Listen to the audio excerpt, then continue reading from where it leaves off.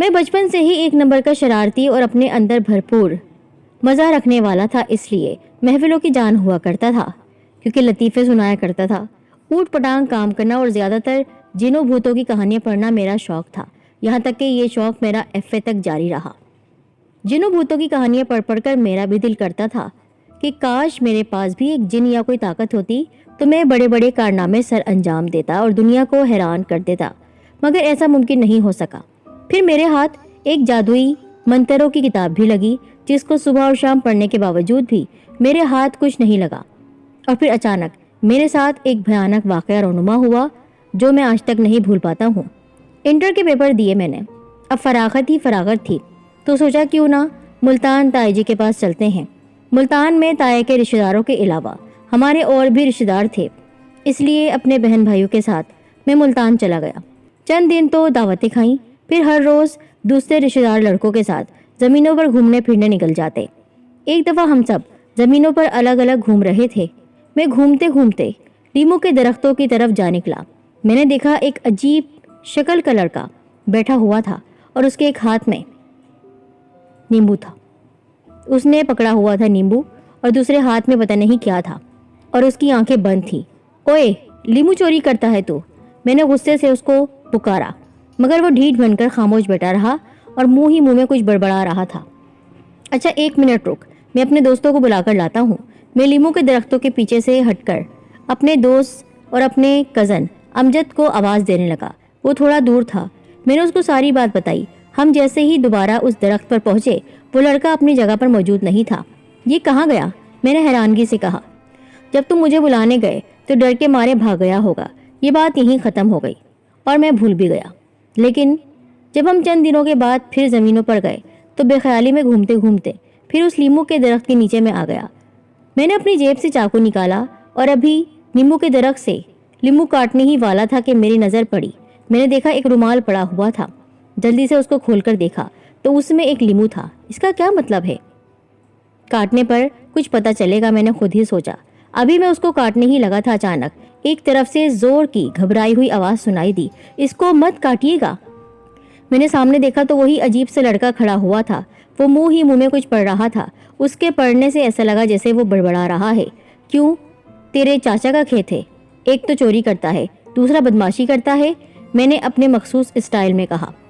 ابھی میں پھر اس کو کاٹنے ہی والا تھا، پھر اس نے مجھ سے کہا نہیں کاٹو، اور اچانک اس کے ہونٹ ہلنے لگے، مگر میں نے ایک نہ سنی اور لیمو کو کاٹا تو یہ دیکھ کر میں حیران رہ گیا کہ اس کے اندر سے سرخ لہو بہہ رہا تھا۔ اوہ، یہ بات ہے، تم اس لیمو کے ذریعے کوئی جادو کرتے ہو۔ میں بڑبڑا رہا تھا کہ اچانک اس نے قریب آ کر مجھ سے وہ سامان کھینچ لیا۔ یہ تم کو کیسے نظر آ گیا اور تم نے اس کو کیوں کاٹ دیا؟ وہ لڑکا بے حد افسوسناک لہجے میں بولا۔ ایک تو ہمارے لیمو کو چوری کرتے ہو اور پھر اس پر تعویذ وغیرہ کرتے ہو اور الٹا سوال بھی مجھ سے کر رہے ہو۔ اس دن تو تم بھاگ گئے اور آج میں تمہیں بھاگنے نہیں دوں گا، میں نے فیصلہ کن لہجے میں کہا۔ میری دنیا تو تم نے اجاڑ دی ہے، مگر ایک بات یاد رکھنا، تم نے یہ لیمو کاٹ کر اچھا نہیں کیا، اس کا حساب تمہیں دینا پڑے گا۔ چلتا ہوں۔ یہ کہہ کر وہ درختوں کے جھنڈ میں گھستا ہی چلا گیا۔ میں نے جلدی سے امجد اور دیگر دوستوں کو بلایا، وہ سب آئے۔ ہم نے اس جھنڈ میں اس کا پیچھا کیا، مگر حیرانی کی بات تھی وہ ہمیں کہیں بھی نظر نہیں آیا۔ میں نے اس نیمبو کے سرخ لہو والی بات اور اس نے جو مجھ سے کہا تھا کہ حساب دینا پڑے گا، وہ بات بالکل نہیں بتائی کسی کو بھی، کیونکہ سرخ خون والی بات پر مجھے شرارت سوچ رہی تھی۔ ہم مزید کوئی 20 دن ملتان میں رہے اور پھر ہمارے اپنے شہر واپس آ گئے۔ اپنے شہر پہنچ کر ایک بہت بڑی خوشخبری ہماری منتظر تھی۔ ابو کے بہت قریبی رشتہ دار چاچا کریم کی بیٹی فاریہ کی شادی تھی۔ یہ فاریہ نازیہ کی بہن تھی اور ہم دونوں کے گھر والے نازیہ اور میری شادی کرنا چاہتے تھے، اس لیے میرے لیے یہ بہت خوشخبری تھی کہ ہم نازیہ کے گھر جا رہے ہیں۔ ہم شادی سے 2 دن پہلے پہنچ گئے اور شادی میں ہمیں ہاتھوں ہاتھ دیا جا رہا تھا کہ یہ شہر سے آئے ہوئے ہیں، کیونکہ ان کا گھر دیہات میں تھا۔ رات کو شادی کی رونق عروج پر تھی۔ امی نماز کے بعد دعا مانگ رہی تھی کہ چاچا کریم کی بیوی امی کے پاس اداس لہجے میں آئی اور کہا، باجی دعا کرنا، فاریہ کا 5 تولے کا زیور چوری ہو گیا ہے، مل جائے۔ کیا؟ کیسے؟ امی اور میرے منہ سے تقریباً ایک ساتھ نکلا، کچھ پتہ نہیں، ہم نے آج ہی دیکھا، وہاں نہیں تھا موجود۔ اچھا ٹھیک ہے، آپ میرے ساتھ آئیں۔ اور یہ زیور کس جگہ پڑے تھے؟ میں نے ان سے کہا۔ वो उस कमरे में जो बॉक्स रखा हुआ है उसके अंदर जेवर मौजूद थे। उस जेवर के बारे में किस किस को पता था और उस बॉक्स के बारे में मैंने सवाल किया। जिन जिन को पता था उन्होंने नाम बता दिए। अंदर कमरे में तमाम खवातीन, दुल्हन फारिया और नाजिया, सब मुझे दिलचस्प और हैरत भरी नजरों से देख रही थी। ठीक है, जिनको पता है उन सबको इधर बुलाकर लाएं, मगर मेरी कोई बात नहीं करनी। चाची बाहर चली गई और थोड़ी देर बाद आई। उनके साथ कुछ औरतें भी थीं। मैं सबको गौर से देखता रहा। फिर न जाने कहां से मेरे अंदर एक ऐसी बोलने की ताकत आ गई जो मुझसे कह रही थी कि फला औरत ने चोरी की है। चाची, इस औरत का नाम क्या है? मैंने एक औरत की तरफ इशारा करते हुए कहा। बेटा, ये राजदा है, मगर ये तो हमारी करीबी रिश्तेदार है। क्यों पूछ रहे हो? चाची, इसने ही जेवर चुराए हैं, पूछो इससे। ये सुनने की देर थी कि वो चिल्लाने लगी, नहीं नहीं, मैंने नहीं चुराए हैं। चाची ने भी कहा, बेटा ये कैसे हो सकता है, ये तो हमारी अजीज है। चाची, इसका घर कहाँ है? इधर करीब ही। ठीक है, फिर पुलिस और सारे मेहमानों को बुलाकर सब चलते हैं। जब जेवर मिल जाएंगे इसके घर से बेइज्जती भी होगी और रुसवाई के साथ जेल भी। इसलिए मुनासिब है कि ये औरतें तुम्हारे साथ चलती हैं ताकि तुमको खुद ही जेवर दे सके, ताकि ये बेइज्जती और जेल से बच सके।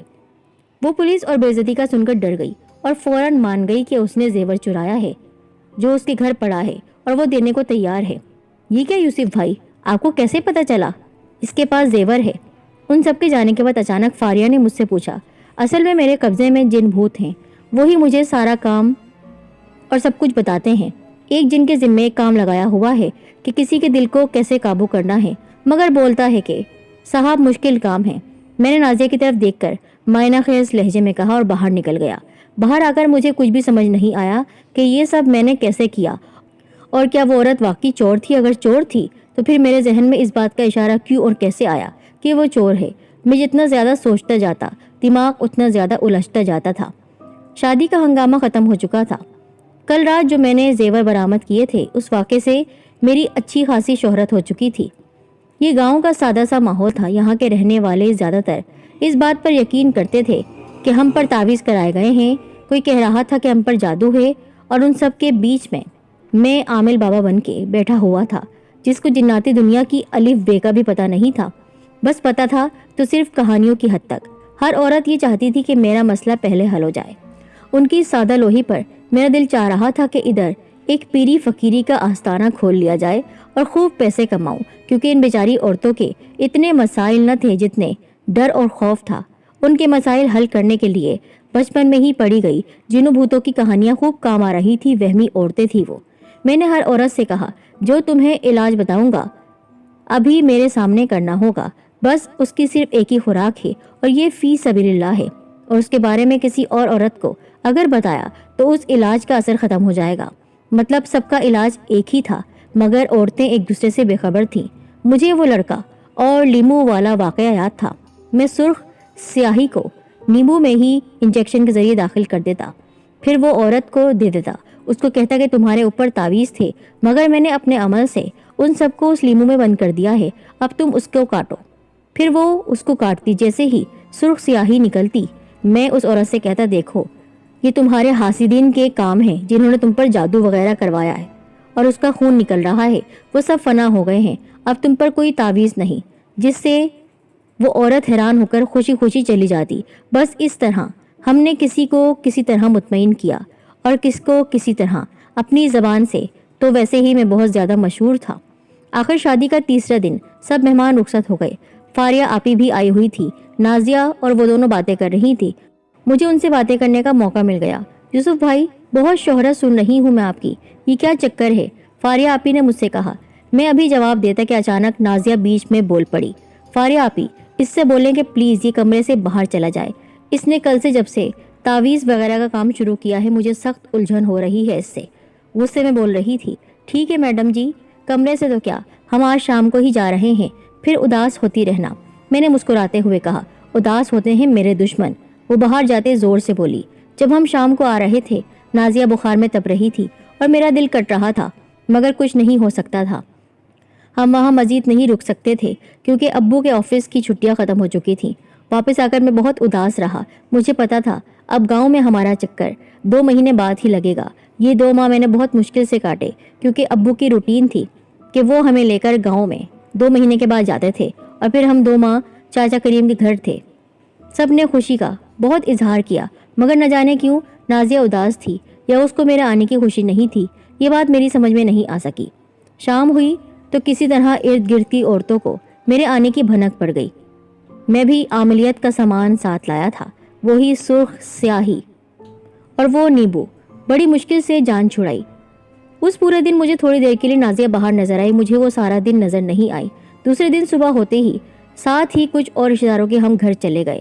جب چند گھنٹے کے بعد واپس آئے تو نازیہ باہر بیٹھی ہوئی تھی، پھر کچھ دیر تک تو وہ باہر ہی بیٹھی رہی، پھر اندر کمرے میں چلی گئی۔ اس کی کیا پریشانی تھی مجھے سمجھ میں نہیں آ رہی تھی بات۔ کیا وہ میرے آنے سے ناراض تھی یا پھر میرے کام سے؟ شام کو ہماری واپسی تھی اور میں ایک تجسس اور پریشانی میں گھر لوٹ آیا۔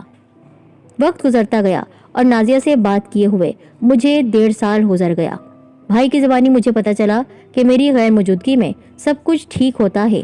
ایک دفعہ چکر لگایا تو نازیہ کا وہی رویہ رہا تو میں نے بالکل ہی جانا چھوڑ دیا، اور میرا معقول بہانہ وہاں نہ جانے کا یہ بھی تھا کہ میری جاب ہو چکی تھی تو میں نہیں آ سکتا۔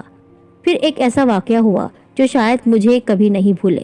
نازیہ کے بھائی کی شادی تھی، سب گھر والے جا رہے تھے، میرا جانا بھی لازمی تھا، تو اس موقع پر دونوں گھر والوں نے میری اور نازیہ کی منگنی کا سوچا۔ میرے لیے یہ تو بہت بڑی خوشخبری تھی، مگر پریشانی اس بات کی تھی کہ نازیہ نے مجھ سے 1.5 سال سے بات نہیں کی تھی، کیا وہ مان جائے گی؟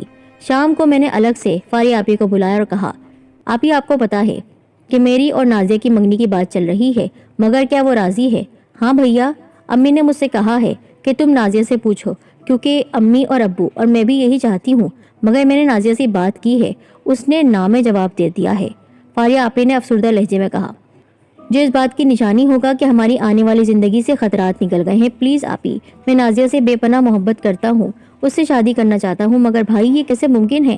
آپی آپ کو میری بات پر یقین نہیں کہ آپ کو یاد نہیں کہ میں نے آپ کے زیور کیسے برآمد کیے تھے؟ اصل میں یہ سب میرے ساتھ ایک نیک بزرگ کی دعا کا نتیجہ ہے، تو میں وہی کلام پڑھتا ہوں تو یہ سب کچھ ہو جاتا ہے۔ میں کچھ غلط نہیں کرتا اور میرا مقصد غلط نہیں ہے۔ میں نے بہت بڑا جھوٹ بولا تھا، بہت بڑا گناہ کیا تھا۔ میں نے شام کو آپی کو نیمبو دیا، مگر اس دفعہ اس میں کوئی سرخ سیاہی نہیں ڈالی تھی کہ اگر اس کو کاٹا جائے گا تو کچھ بھی نہیں ہوگا، تو میں یہ کہوں گا کہ یہ دیکھو ہماری آنے والی زندگی میں کوئی خطرہ نہیں۔ پھر چاچی کو بولوں گا کہ چند عورتوں کو لے کر آؤ۔ اس واقعے کے 3 سال بعد میرے ساتھ ایسا کچھ نہیں ہوا، اور جاب کی وجہ سے مکمل طور پر ملتان شفٹ ہو گیا تھا۔ اس بار جب میں گھر آیا تو خبر سننے کو ملی کہ نازیہ کی شادی کے ساتھ ابو کے ایک اور رشتہ دار کی شادی ہے۔ مجھے نازیہ کی شادی میں کوئی دلچسپی نہیں تھی۔ میں نے سوچا دوسری شادی میں شرکت کر لی جائے اور گاؤں کی سیر بھی، مگر ادھر کیا حسین اتفاق ہوگا مجھے خود بھی نہیں پتا تھا۔ ہوا یہ کہ جب ہم اپنی کار میں شادی میں پہنچے تو بھائی کو نازیہ کی شادی پر لے جانے کے بجائے زبردستی دوسری شادی پر میں لے گیا۔ پھر ہم وہاں سے فارغ ہونے کے بعد جیسے ہی چاچا کریم کے گھر کے راستے پر آئے تو ایک سجی سوری کار کھڑی ہوئی تھی جس کا ڈرائیور اس سے چھیڑ چھاڑ کر رہا تھا، اور ارد گرد سارے ہمارے جاننے والے کھڑے ہوئے تھے۔ ڈرائیور نے انہیں دیکھ کر رکنے کا اشارہ کیا۔ ہم گاڑی روک کر نیچے اترے، پتہ چلا اسٹارٹ نہیں ہو رہی ہے۔ میں نے گاڑی کے اندر دیکھا، ایک طرف فاریہ آپی اور درمیان میں دلہن بن کر بیٹھی نازیہ کے ساتھ نہ جانے کون تھا۔ سب کی توجہ باہر کار کی طرف تھی، جبکہ جو حیران کن بات تھی وہ یہ تھی کہ نازیہ مجھے دیکھ کر مسکرا رہی تھی۔ میں نے اپنی توجہ ہٹائی اور کار اسٹارٹ کرنے لگا۔ تھوڑی دیر کی محنت کے بعد کار چل پڑی۔ میں نے کار سے باہر آ کر اداس آنکھوں سے نازیہ کو دیکھا، جاتے ہوئے دیکھا۔ اس سے یہ بھی نہیں پوچھ سکا کہ وہ آج اتنے سالوں بعد مجھے دیکھ کر کیوں مسکرائی۔ کچھ پوچھا نہ کچھ معلوم کر سکا، بس خاموش نظروں سے دھول اڑاتی کار کو دیکھتا رہا۔ زندگی یوں ہی گزرتی رہی۔ اکیلا تو نہیں رہا، شادی تو میں نے بھی کر لی تھی، لیکن نازیہ 10 سال بعد مجھے ایک اسٹیشن پہ ملی۔ شادی شدہ تھی، اس کا احترام اب بھی میرے دل میں تھا۔ کچھ سوال مچل رہے تھے، پوچھنے کی ہمت نہیں تھی۔ پھر اس نے خود ہی مجھ سے پوچھا، ایک سوال کا جواب دو۔ پوچھو، کیا تم واقعی تعویذ والا کام جانتے تھے؟ نہیں، بالکل نہیں جانتا تھا، میں نے مسکراتے ہوئے کہا۔ مجھے اس کے بارے میں کچھ بھی نہیں پتا تھا۔ تو پھر تمہیں یاد ہوگا کہ فاریہ آپی کی شادی پر وہ زیور تم نے کس طرح تلاش کیے؟ نازیہ نے حیران ہو کر پوچھا۔ ہاں، زیور والی بات تو مجھے بھی یاد ہے، مگر اتنے سالوں بعد تم نے دوبارہ یاد کروائی ہے۔ اس بارے میں مجھے کچھ علم نہیں کہ میں نے اس عورت کو کیسے پکڑا تھا۔ میں آج بھی حیران ہوں کہ مجھے کیسے پتا چلا کہ وہ عورت وہی ہے جس نے زیور چرائے تھے۔ لیکن میں بھی تم سے کچھ پوچھنا چاہتا ہوں. کیا؟ نازیہ اب تم شادی شدہ ہو، میں تمہارا احترام کرتا ہوں، مگر وہ باتیں پوچھنا چاہتا ہوں جو مجھے گزشتہ 10 سالوں سے تکلیف دے رہی ہیں کہ تمہارا رویہ میرے ساتھ اتنا کیوں بدل گیا تھا؟ نہ جانے تم اتنی کیوں بدل گئی تھی؟ کیا ہو گیا تھا کہ تم میری شکل بھی دیکھنا پسند نہیں کرتی تھی؟ میں جب بھی آتا میری نظروں سے دور ہو جاتی، اور جب میرے گھر والے آتے تو تم ان کے سامنے بیٹھی رہتی تھی. وہ راز میں اب تک نہیں جان سکا. نہ جانے میرا کیا قصور تھا جس کی اتنی کڑی سزا تم نے دی. تم جانتی بھی تھی کہ میں تم سے کتنی محبت کرتا تھا. جواب سننا چاہتے ہو، لیکن جواب ایک ایسی تلخ حقیقت ہے جس پر یقین نہیں کرو گے. جس رات تم نے زیور برآمد کیے اس سے اگلے دن مجھے تم سے خوف آنے لگا، پھر بخار ہو گیا، اور پھر جب تم ہر دفعہ آتے مجھے تمہارے سائے سے بھی خوف آتا، کیونکہ تمہارے سر پر ایک بہت بڑا سانپ بیٹھا ہوتا تھا. اس کی خوفناک آنکھیں ہوتی جو اس سرخ لیمو جیسی ہوتی تھی. اب مجھے یہ پرانی بات یاد نہیں. ایک دفعہ میں نے کسی لڑکی کو کہا تھا کہ تمہارے سر پر کیا ہے. اس نے کہا کچھ بھی نہیں، جبکہ مجھے وہ صاف نظر آتا تھا. ایسا لگتا تھا 2 سرخ لیمو اس کی آنکھوں میں لگے ہوئے ہیں. میں جدھر جاتی وہ مجھے گھورتا رہتا. اس لیے میں تمہارے سامنے آنا چھوڑ چکی تھی. اور جب تم نے مجھے کاٹنے کے لیے نیمبو دیا تو اس سے بھی سرخ لہو نکلا تھا. مجھے یقین ہو گیا تھا کہ تمہارے قبضے میں کوئی پراسرار قوت یا جن ہے. کیا واقعی ایسی ہی تھی بات؟ ہاں بالکل. مگر کیا تمہیں اس بات کا کوئی علم نہیں تھا؟ نازیہ نے حیرت سے پوچھا. اف نہیں، میں تو پہلے ہی کہہ چکا ہوں کہ میں اس بارے میں بالکل نہیں جانتا تھا. وہ تو ٹھیک ہے، لیکن تمہاری بارات جب جا رہی تھی اتفاق سے گاڑی خراب ہو گئی تھی اور میں ٹھیک کرنے کے لیے اندر آیا تو تم اس وقت مجھے دیکھ کر کیوں مسکرائی اتنے سالوں بعد؟ جیسے ہی کار خراب ہوئی تھی سب کار سے باہر کی طرف متوجہ ہو گئے. میں نے شیشے سے باہر کی طرف دیکھا تو تم نظر آئے مجھے آتے ہوئے، مگر اس دفعہ مجھے کوئی خوف نہیں آیا اور نہ ہی تمہارے سر پر کوئی اژدہا تھا. تو اب مجھے آج تم ملے ہو اتنے سالوں بعد، آج بھی مجھے تم سے خوف محسوس نہیں ہو رہا. پھر مجھے احساس ہوا کہ وہ اژدہا ہی میرا دشمن تھا جس سے شاید تم جنوں بھوتوں کو پکڑتے رہے تو تمہاری اپنی حفاظت کے لیے اپنے پاس تم نے رکھا ہوا تھا. نہیں نازیہ، میرے یقین کرو، میں نے ایسا کوئی کام نہیں کیا. وہ سانپ میرے ساتھ موجود نہیں تھا، نہ میں نے اس کو کبھی دیکھا. وہ صرف تمہیں دکھتا تھا. میں نے اس کو اپنا یقین دلانے کی بہت کوشش کی، مگر وہ مانی نہیں کہ نہیں تمہارے پاس جنات وغیرہ ہیں. وہ جن ہی تھا. ٹرین کی رفتار اب دھیمی ہو رہی تھی. نازیہ کی منزل آ گئی تھی. وہ اپنا سامان سمیٹنے لگی. ٹرین بالکل رک گئی. نازیہ نے اپنا سامان اٹھایا اور نیچے اتر گئی. میں اس کو دوسری بار کھو رہا تھا، اور وہ بھی کوئی اپنا سچ بتائے بنا، کیونکہ میرے پاس کہنے کے لیے لفظ بھی نہیں تھے. ٹرین تھوڑی دیر بعد چل پڑی. میں شیشے سے باہر کے منظر کا نظارہ کر رہا تھا. اچانک مجھے محسوس ہوا کہ میرے ساتھ کوئی بیٹھا ہوا ہے. میں نے گردن گھما کر دیکھا تو وہاں ایک عجیب سا شخص بیٹھا ہوا تھا. پتہ نہیں وہ کب اندر آیا تھا. بھائی شاید آپ غلط سیٹ پر بیٹھ گئے ہیں، کیونکہ یہ سیٹیں بک ہیں. میں نے اس آدمی سے بہت پیار سے بات کی. جانتا ہوں احسان صاحب، یہ بک ہے، مگر آج آپ کے ساتھ بیٹھنے اور بات کرنے کا دل چاہ رہا ہے. اس عجیب و غریب آدمی نے مسکراتے ہوئے کہا. کیا مطلب؟ تم کون ہو اور میرا نام کیسے جانتے ہو اور مجھ سے کیا بات کرنا چاہتے ہو؟ میں فوراً غصے میں آ گیا. بس ایک بہت پرانا قرض باقی تھا. کیسا قرض؟ مجھے سخت الجھن ہو رہی تھی. یاد کرو جب تم بچے تھے اور اپنے کسی رشتہ دار کے ہاں گئے ہوئے تھے، تمہیں ان کی زمینوں سے لیمو کے درختوں کے نیچے سامان میں جو چیزیں ملی تھی ان میں ایک لیمو بھی تھا. تم نے اس کو کاٹ ڈالا تھا، حالانکہ کوئی تم سے کتنی مرتبہ کہتا رہا کہ تم اس کو مت کاٹو، مگر تم نے اس کی ایک نہ سنی اور اس نیمبو کو کاٹ ڈالا. اس میں سے لہو بھی نکلا تھا. یاد ہے نا یہ بات؟ ہاں یاد ہے، مگر وہ تو بہت پرانی بات ہے. وہ تو کوئی لڑکا تھا، اس سے تمہارا کیا تعلق ہے؟ میں نے حیران ہو کر کہا.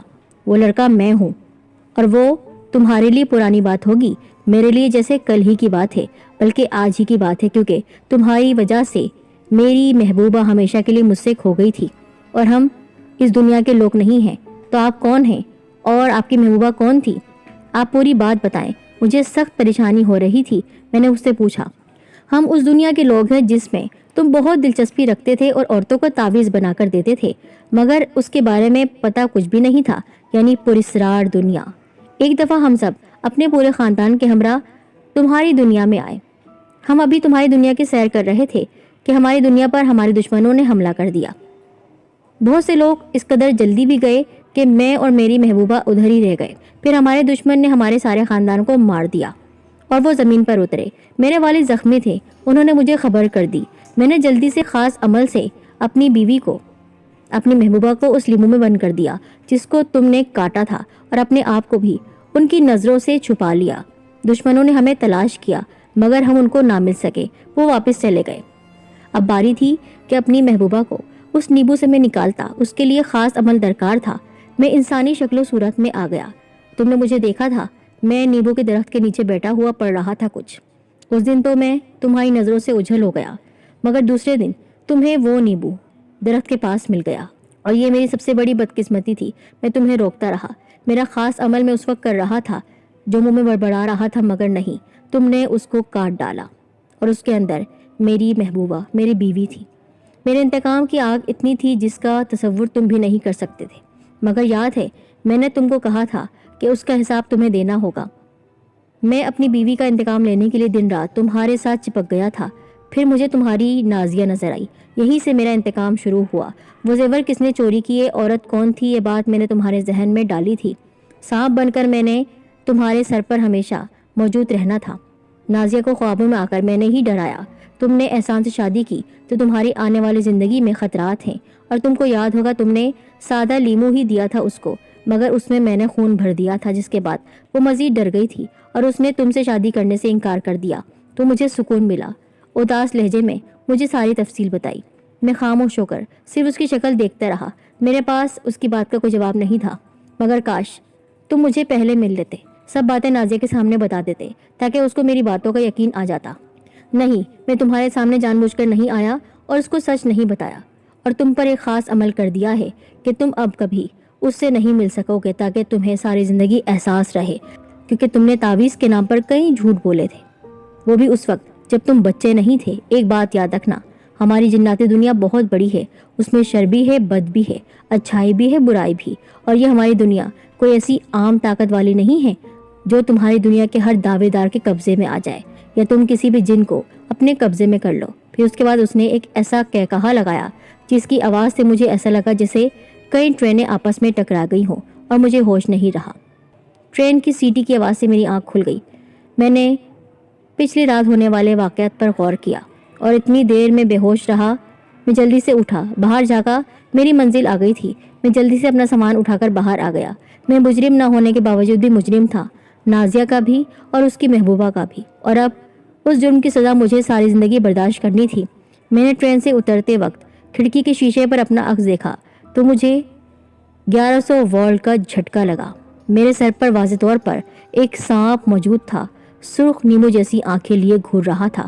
میں نے اپنی منزل کی جانب قدم بڑھا دیے، کیونکہ اب مجھے اس سانپ سے خوف محسوس نہیں ہو رہا تھا، بلکہ اس کے محبوب پر ہونے والے ظلم پر اپنے اللہ سے دل ہی دل میں معافی مانگ رہا تھا۔ بے شک اللہ کی مخلوق کا شمار نہیں، اللہ مجھے معاف کرے گا اور اس بلا سے نجات دلائے گا، یہ یقین میرے دل میں دور تک گھر کرتا رہا۔